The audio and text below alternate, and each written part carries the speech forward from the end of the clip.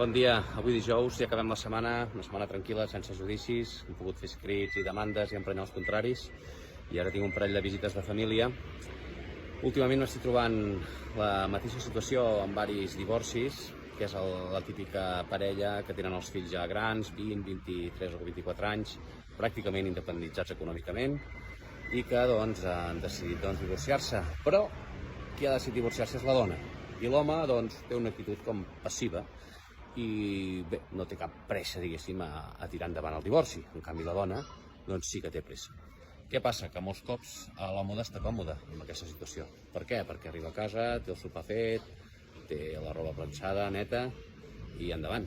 Llavors, el consell que s'ha de donar sempre en aquests casos és: deixeu de rentar els calçotets als homes, deixeu de fer-los el sopar. Té una efectivitat molt més alta que no pas si els truco jo per dir que us voleu divorciar. Sobretot, si us voleu divorciar, deixeu de fer de mames. Salut!